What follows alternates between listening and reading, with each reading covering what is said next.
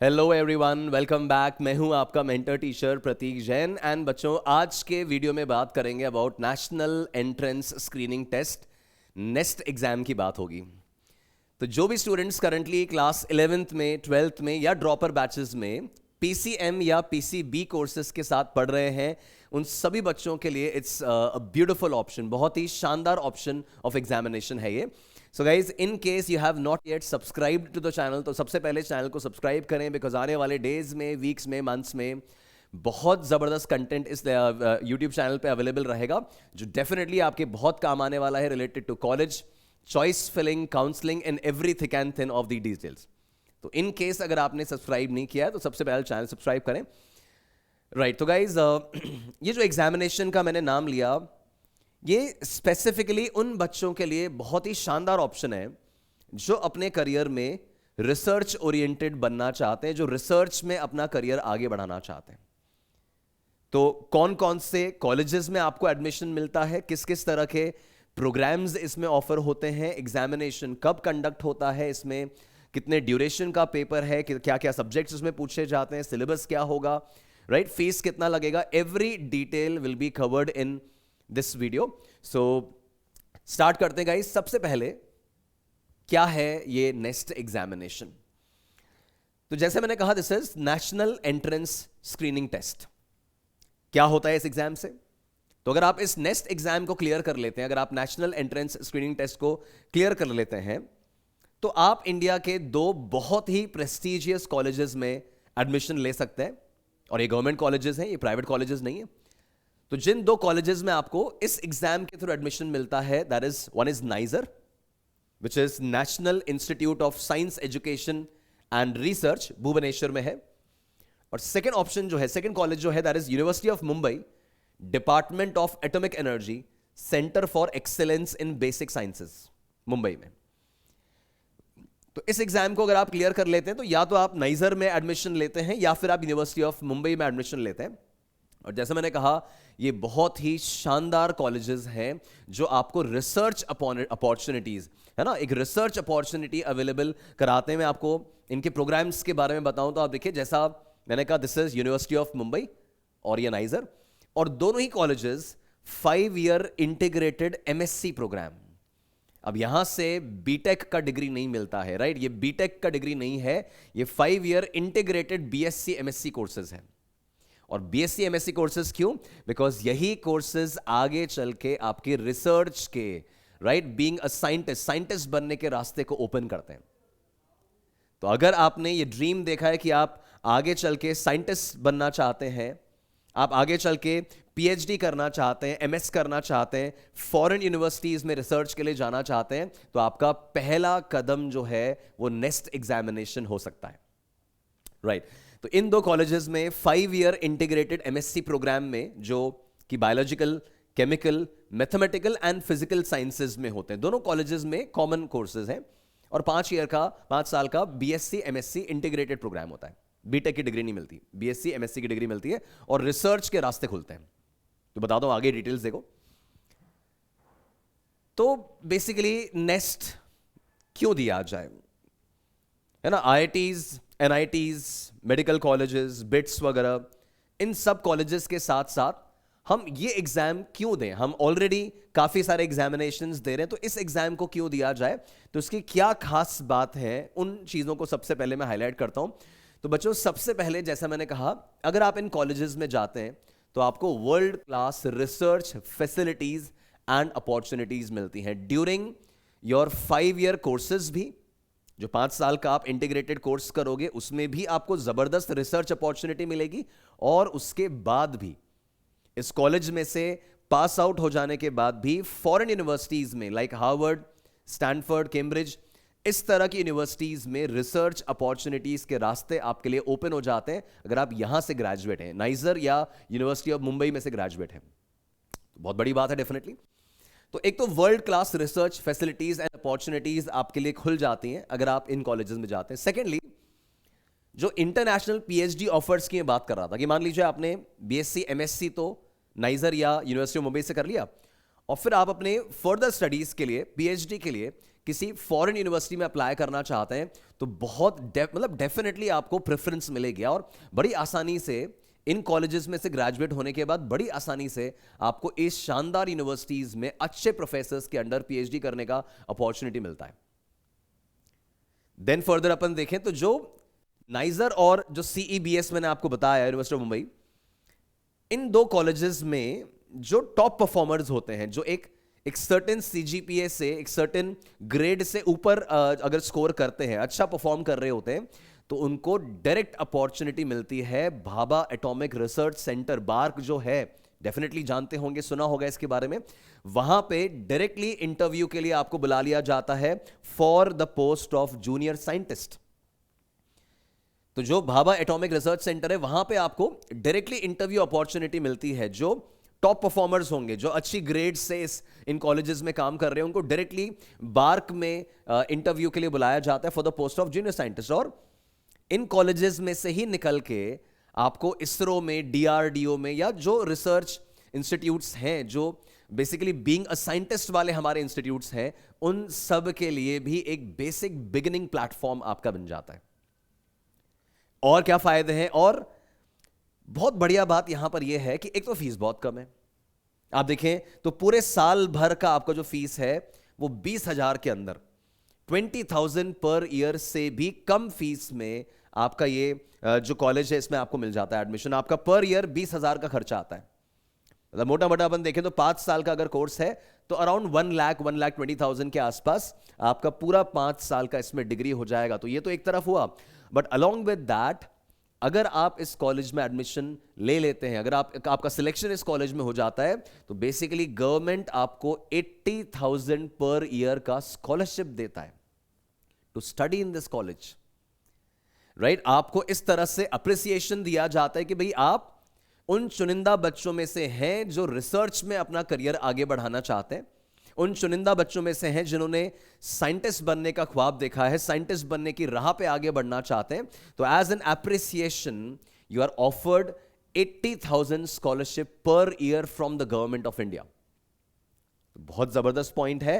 आप 20,000 से भी कम पर ईयर फीस में पढ़ेंगे और 80,000 स्कॉलरशिप गवर्नमेंट आपको इन इंस्टीट्यूट्स में पढ़ने के लिए एक सेंस ऑफ एप्रिसिएशन के तौर पे देती है कि भाई आप रिसर्च में बढ़ना चाह रहे हैं तो आप डेफिनेटली एप्रिसिएशन डिजर्व करते हैं। तो जबरदस्त रिसर्च अपॉर्चुनिटीज मिलती हैं, पीएचडी ऑफर्स आपको मिल जाते हैं, बार्क, इसरो, डीआरडीओ में अपॉर्चुनिटीज खुल जाती हैं, और फीस वाला फैक्टर तो है ही। एंड दैट्स व्हाई इस एग्जामिनेशन का इतना इंपॉर्टेंस है। ऑल्दो थोड़ा अंडररेटेड है बिकॉज रिसर्च में बहुत ज्यादा बच्चे जाना नहीं चाहते। मैक्सिमम बच्चों को लगता है कि भाई एमबीबीएस करके डॉक्टर बनो या बीटेक करके जॉब पकड़ो, बट काफी सारे बच्चे हैं जो रिसर्च में आगे जाना चाहते हैं, पीएचडी करना चाहते हैं, साइंटिस्ट बनना चाहते हैं, उनके लिए शानदार ऑप्शन है। आगे देखते हैं। अब एलिजिबिलिटी क्राइटेरिया क्या है, कौन स्टूडेंट्स इस एग्जाम को देने के लिए एलिजिबल है? तो देखिए बेसिकली जो आपका 11th 12th फर्स्ट ड्रॉपर वगैरह जो स्टूडेंट्स हैं, सभी बच्चे जिनका एज लिमिट देखें तो एज लिमिट कुछ भी नहीं है ना, एज लिमिट कुछ भी नहीं है। बेसिकली क्या है कि आपको मेन 3 क्राइटेरियाज इस एग्जाम को अटेम्प्ट करने के लिए मेन 3 क्राइटेरियाज फुलफिल करने होते हैं। एक तो ऑफ कोर्स आप नेस्ट की मेरिट लिस्ट में आए, तो उसका भी क्या डिटेलिंग है वो बताऊंगा अभी। तो एक तो आप नेस्ट की मेरिट लिस्ट के अंदर आने चाहिए, तो एक तो पॉइंट ये आता है कि आप नेस्ट की मेरिट लिस्ट में आए। सेकेंडली क्लास 12th बोर्ड जो है, 12th बोर्ड जो है वो अपने साइंस स्ट्रीम से क्रॉस किया है इन इधर 23 और 24 और 25। तो आपने 2023 में भी अगर 12th दिया है तो भी आप 2025 के नेस्ट के लिए एलिजिबल है, 24 में दिया है तो भी, और 25 में तो है ही। तो एक तो आप नेस्ट में क्वालिफाई करें, दूसरा आपने 12th बोर्ड जो है वो इन 3 साल में से कभी दिया है तो, और दूसरा आपके 12th में 60% एग्रीगेट होना चाहिए, है ना, 60% एग्रीगेट होना चाहिए क्लास 12th में, और कैटेगरी वाले स्टूडेंट्स के लिए 50%। यहां पे कोई पीसीएम पीसीबी का क्राइटेरिया नहीं है, ओवरऑल 60% अगर आपके क्लास 12th में है तो आप इस एग्जाम के लिए एलिजिबल है ना। तो ये आपका एलिजिबिलिटी क्राइटेरिया है इस एग्जाम को अटेम्प्ट करने का। एज लिमिट कुछ भी नहीं है, बस आपका 12th का क्राइटेरिया मीट होना चाहिए, परसेंटेज मीट होनी चाहिए, और नेस्ट की मेरिट लिस्ट में आप आने चाहिए, तो आप इन कॉलेजेस में एडमिशन ले सकते हो। ठीक है, आगे देखते हैं। अब एग्जाम पैटर्न क्या है, बहुत इंपॉर्टेंट बात, एग्जाम पैटर्न क्या है। एग्जामिनेशन पैटर्न में गाइज एक तो कंप्यूटर बेस्ड टेस्ट होता है, ये कोई ऑफलाइन पेपर नहीं है, ऑनलाइन एग्जाम होता है एंड टोटल 68 क्वेश्चंस इसके अंदर आते हैं। अब ये 68 क्वेश्चंस का ब्रेकअप क्या है वो मैं आपको बता दूंगा, बट वो 68 क्वेश्चंस टोटल आएंगे और physics, chemistry, maths and bio 4 subject आएंगे। डरने की बात नहीं है, सुनना, 4 सब्जेक्ट आएंगे, टोटल 200 मार्क्स का ये पेपर है। ब्रेकअप मैं अभी समझाता हूं आपको। 3.5 घंटे का एग्जामिनेशन होता है, राइट, 3.5 घंटे का एग्जामिनेशन होता है। अब ये लास्ट पॉइंट पढ़ो, ये लास्ट पॉइंट पढ़ो।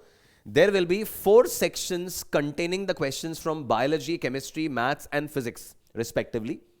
4 सेक्शंस हैं, पीसीएमबी चारों आएंगे, बट घबराना नहीं है, आपके रिजल्ट बनाने में आपके जो बेस्ट 3 सब्जेक्ट्स हैं उन्हीं को कंसिडर किया जाएगा, है ना मजे की बात। आपके पीसीएमबी एग्जाम में तो चारों आएंगे, सवाल चारों सब्जेक्ट्स के होंगे, but only the best 3 subject scores will be considered for the merit list preparation. मतलब ऑब्वियस सी बात है कि अगर आप पीसीएम के बच्चे हैं तो आपका बायो बिगड़ेगा, तो आपका पीसीएम का स्कोर कंसिडर किया जाएगा रैंकिंग में, और अगर आप पीसीबी के स्टूडेंट हैं तो आपका मैथ्स बिगड़ेगा, तो आपका पीसीबी का स्कोर कंसिडर किया जाएगा मेरिट लिस्ट के लिए। तो फेयर इनफ, बहुत बढ़िया सी बात है कि आपके आएंगे तो चारों सेक्शंस, बट और आप चारों कर सकते हैं, आप अटेम्प्ट चारों करो, बट जो आपके बेस्ट 3 सेक्शंस होंगे उन्हीं का स्कोर आपकी मेरिट लिस्ट बनाने के लिए कंसिडर किया जाएगा।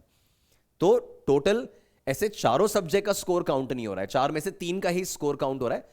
तो क्वेश्चन 68 है, पीसीएमबी के हैं, 200 नंबर का है, 3.5 घंटे का है, और टॉप 3 सेक्शंस का ही स्कोर कंसिडर होता है फॉर मेरिट लिस्ट। आगे देखो,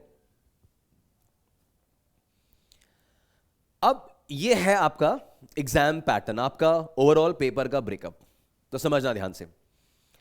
physics, chemistry, maths, biology 4 sections हैं। अब चारों में 2-2 पार्ट्स में सवाल आते हैं।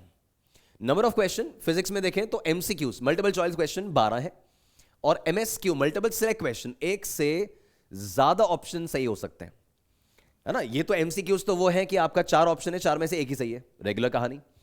एमएसक्यू क्या है कि आपके 4 ऑप्शन है और 4 में से कितने भी सही हो सकते हैं, 1 भी सही हो सकता है, 2 भी सही हो सकते हैं, कितने भी सही हो सकते हैं। तो जो जैसे हर पेपर में 12 एमसीक्यूज आएंगे और 5 मोर देन 1 करेक्ट आएंगे, 5 एमएसक्यूज आएंगे। Same for maths, same for chemistry, same for bio. जो एमसीक्यूज इसमें आएंगे वो 2.5 नंबर का है, हर सवाल 2.5 नंबर का है, और उसमें 1 नंबर की नेगेटिव मार्किंग है, ठीक है। जो एमसीक्यूज आएंगे वो हर सवाल 2.5 नंबर का होगा और 1 नंबर की नेगेटिव मार्किंग है। और जो एमएसक्यू आएगा, मल्टीपल सिलेक्ट क्वेश्चन जो आएगा, 1 से ज्यादा ऑप्शन जिसमें सही हो सकते होंगे, वो 4 नंबर का है, बट उसमें कोई नेगेटिव मार्किंग नहीं है। ये अच्छी बात है, नेगेटिव मार्किंग नहीं है। तो ये आपके 12 और 5 17 क्वेश्चन है, ठीक है। आप टोटल लगाएंगे तो 12 क्वेश्चन 2.5 नंबर के और 5 क्वेश्चन 4-4 नंबर के, तो 50 नंबर का आपका फिजिक्स हो गया। सेम आपको मैथ्स में भी दिख रहा है 12-5, केमिस्ट्री में दिख रहा है 12-5, बायो में दिख रहा है 12-5, ऐसे करते करते ये आपका 200 का पेपर हो गया। बट जैसा मैंने कहा 200 का पेपर आप अटेम्प्ट करके आ रहे हो, बट आपके 3 सेक्शंस, बेस्ट 3 सेक्शंस ही कंसिडर होंगे, मतलब आपके मार्क्स 150 में से ही आने, 150 में से आपकी स्कोरिंग आनी है, उसी हिसाब से आपकी मेरिट लिस्ट बननी है, ठीक है। तो 2 पैटर्न के सवाल आ रहे हैं, एक तो सिंगल करेक्ट है और एक मल्टीपल करेक्ट है, 2.5 नंबर और 4 नंबर, 1 नेगेटिव मार्किंग और निल नेगेटिव मार्किंग, और 50-50 नंबर का एक सेक्शन आ रहा है पीसीएमबी के लिए। समझ गए, है ना। तो सिंपल है, ये इस तरह का पैटर्न इसका रहता है। आगे देखो,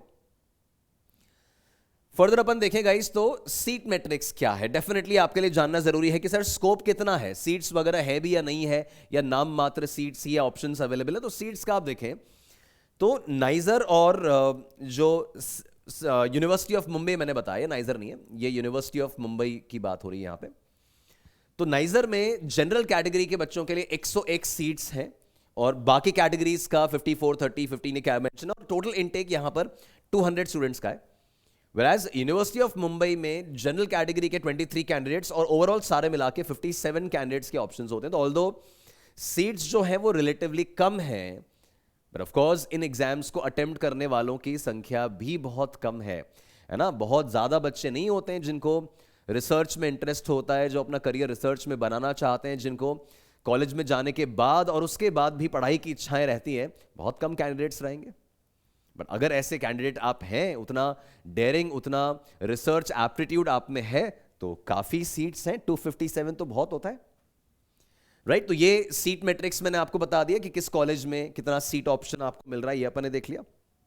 फिर फर्दर इंफॉर्मेशन देखिए तो 2025 की डेट्स, अब ये टेंटेटिव है, ये ऑफ कोर्स वेबसाइट्स के ऊपर काफी जल्दी आगे आपको अपडेशंस मिल जाएंगे, बट एप्लीकेशन प्रोसेस जो है वो करीबन 3rd वीक ऑफ मार्च के आसपास स्टार्ट होता है, 3rd वीक ऑफ मार्च के आसपास स्टार्ट होता है, और मई में the application will close, admit card वगैरह का, ठीक है। डेट ऑफ एग्जामिनेशन जो है that is in 4th week of June, जून में आपका ये एग्जाम होता है। तो अगर आप let's say JEE mains, BITSAT और ये सब अटेम्प्ट करने वाले हो, तो आप इस एग्जाम के आते आते अपने मेंस और एडवांस से तो फ्री हो चुके होंगे, आपका नीट भी हो चुका हो अगर आप बायो के स्टूडेंट हैं, तो इन सारे एग्जाम से आप फ्री हो चुके होंगे, इवन आई थिंक बिटसैट भी आपको हो चुका होगा, और 4th वीक ऑफ जून में जाके 2025 में आपका ये एग्जाम होगा। तो सारे एग्जाम्स आपके बैठ चुके होंगे, पूरा प्रिपरेशन आपका, सिलेबस कंट्रोल आपका पूरा होगा, और आप चाहेंगे कि एक ऑप्शन के तौर पे इसको भी आप एक एग्जाम अपने उस डेटाबेस में, अपनी उस लिस्ट में रखना चाहते हैं, तो डेफिनेटली आपके लिए ओपन है। तो एग्जाम जो है वो 4th वीक ऑफ जून में हो जाएगा, और इसके बारे में जानते हैं फर्दर। आप देखें गाइस तो कट ऑफ परसेंटाइल, अब ना इसके अंदर एक्चुअली क्या होता है, एक तो जो physics, chemistry, maths, bio subjects है ना, एक तो उनके subject wise cut off define होती है। अब उनका एक फॉर्मूला है, इनका एक फॉर्मूला है, वो अभी अपन डिस्कस नहीं कर रहे, बट इनका कट ऑफ डिसाइड करने का एक फॉर्मूला होता है, हर एग्जाम का एक फॉर्मूला होता है कट ऑफ डिसाइड करने का, बट यहां टोटल कट ऑफ के साथ साथ सब्जेक्ट वाइज कट ऑफ भी है। तो ये फिजिक्स का जो कट ऑफ डिसाइड करेंगे, मैथ्स का, बायो का, केमिस्ट्री का जो कट ऑफ इंडिविजुअल डिसाइड होगा, एक तो आपको वो भी क्लियर करना है, फिर आपको ओवरऑल कट ऑफ भी क्लियर करना है, right. So in addition to SMAS बोलते हैं, ये जो सब्जेक्ट वाइज कट ऑफ है ना, उसको ये सब्जेक्ट मिनिमम एडमिसिबल स्कोर कहा जाता है, subject wise minimum admissible score. वो अगर आप क्लियर कर लेते हैं तो a candidate is required to score equal or above a total minimum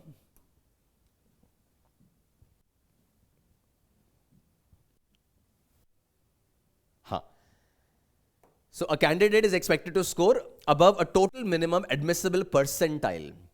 आपका subject wise cut off clear हो जाता है, वो तो ठीक है, बट आपको इसका total minimum admissible percentile, map जो है एक परसेंटाइल लोग डिसाइड करते हैं, वो परसेंटाइल को क्रॉस करना जरूरी है। इंडिविजुअल कट ऑफ्स के साथ साथ ओवरऑल परसेंटाइल का इनका जो क्राइटेरिया होता है उसको क्रॉस करना जरूरी है इनकी मेरिट लिस्ट में, इनकी मेरिट रैंक में आने के लिए।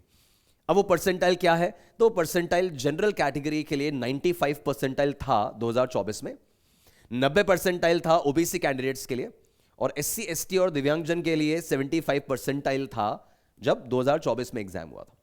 तो जैसे मैंने कहा, एक तो आपको subject wise cut off clear करना होता है, वो इंडिविजुअली डिसाइड होता है एग्जाम वगैरह के बेसिस पे, और एक minimum admissible percentile total score होता है कि आपका ओवरऑल परसेंटाइल क्या है। वो ऑफ कोर्स परसेंटाइल का मीनिंग सब लोग आप जानते ही हैं, बड़ा कॉमन टर्म है आजकल।